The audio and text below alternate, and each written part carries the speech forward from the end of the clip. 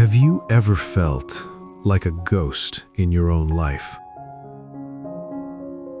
You wake up, you put on a mask, you say the words people expect you to say. You smile when you are tired. You say yes when your soul is screaming no. For 15 years, Silas was a master of this game. He lived in a penthouse made of glass and steel, 42 floors above a city that never slept. He had the money, he had the status, but every night when the noise of the world finally faded, Silas felt a crushing weight in his chest. It wasn't a heart attack, it was a soul attack. He realized he had spent his entire life building a cage, and he had done such a perfect job that even he couldn't find the key.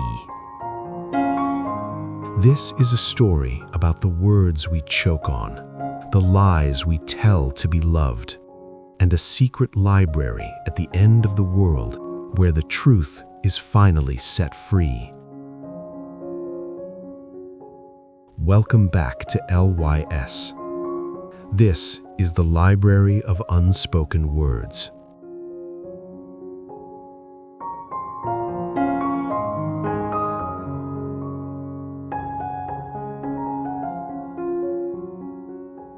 The clock on Silas's office wall didn't just tick. It felt like a hammer striking an anvil. Every second was a debt. Every hour was a bill he couldn't pay. He looked at his hands. They were shaking, not from age, but from the immense effort of holding his life together. Silas was the man everyone turned to for solutions, but no one ever asked if he was the one who needed saving. The noise was everywhere. It was in the constant buzz of his phone. It was in the hollow praise of his colleagues, but mostly it was the noise of his own ghosts. The voice of his father saying, "Success is the only thing that matters." The voice of his younger self, a boy who loved to paint, screaming from a dark room in the back of his mind. That night, Silas did something he had never done. He left his phone on the marble counter. He walked past the elevator. He walked down 42 flights of stairs. He walked out into the cold night air, and he didn't look back. He walked until the skyscrapers turned into trees. He walked until the concrete turned into soil. He was walking toward the silence, toward a place where wordy tales were the only currency that mattered.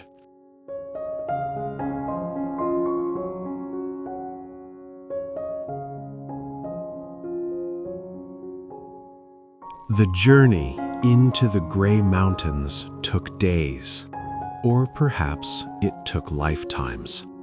Time behaves differently when you no longer have a watch to tell it what to do. On the 7th day, the mist cleared. In front of Silas stood a structure that defied logic. It was a library with no roof. Its walls were carved from the mountain itself, and its shelves stretched so high they disappeared into the clouds. As Silas entered, the temperature changed. It was the temperature of a memory, warm yet bittersweet. An old woman sat by a fire that burned with a strange purple flame. "You're late," she said, her voice sounding like pages turning. "I didn't know I was coming," Silas replied. "No one ever does," she whispered. "They only arrive when the weight of their silence becomes heavier than the weight of their life." Silas, you've been carrying a very heavy bag. Why don't you put it down? Silas looked around. "I don't have a bag." The woman finally looked at him. Her eyes were like twin stars. Every time you chose to be nice instead of being honest, the weight grew. Every time you stayed in a job you hated or a relationship that was dead, you added another page to the book of your own misery. Look behind you, Silas. He turned around. Stretched out behind him was a shadow, miles long, thick and black. It wasn't a shadow of his body. It was a trail of every word he had ever suppressed. Every no, every I'm hurting, every I want to go home.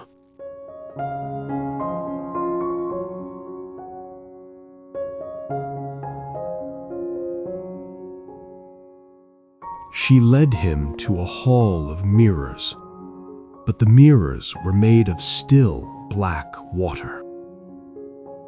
"Look," she commanded. Silas stepped forward.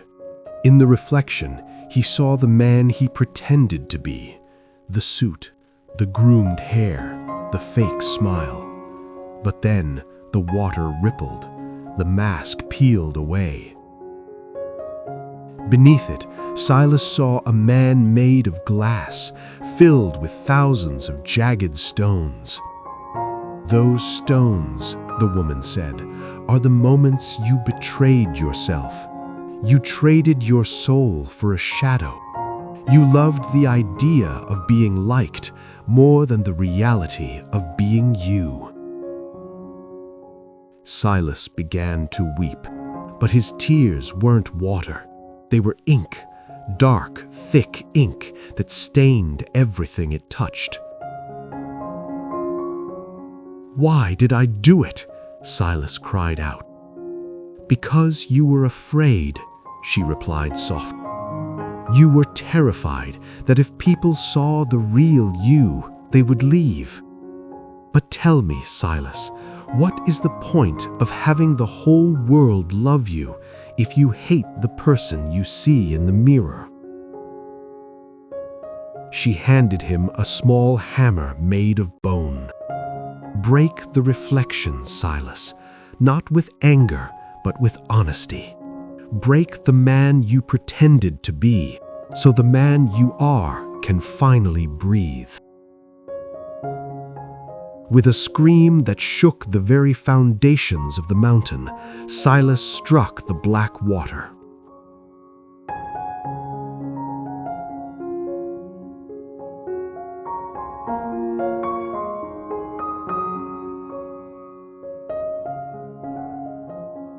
The mirror didn't splash. It exploded into light. Millions of jars on the library's shelves began to shatter. The unspoken words were escaping. Silas fell to his knees as the voices filled the air. He heard his own voice saying, "I am enough." He heard himself saying, "I deserve to be happy." He heard the word he had been most afraid to use, "No." The shadow behind him dissolved. The ink turned back into light. The heavy bag was gone. "Self-love is not a feeling, Silas," the woman said, as the library began to fade into the morning mist. "It is a practice. It is the act of choosing yourself over and over again, until you no longer need the world to tell you that you are worthy."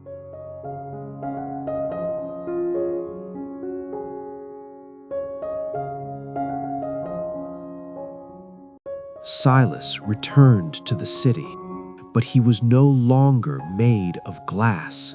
He quit his job. He sold his penthouse. He moved to a small house where he could smell the earth and see the stars. People called him crazy. They said he had thrown it all away. But Silas knew the truth. He hadn't thrown anything away. He had simply stopped carrying things that didn't belong to him. We are all Silas. We are all librarians of our own misery, collecting jars of things we are too afraid to say. But the library is always there, waiting for you. You don't need a mountain. You only need a moment of silence and a heart that is tired of lying. Your wordy tale is waiting to be written, not by the world, but by you. Love yourself enough to be misunderstood. Love yourself because your life truly, deeply depends on it.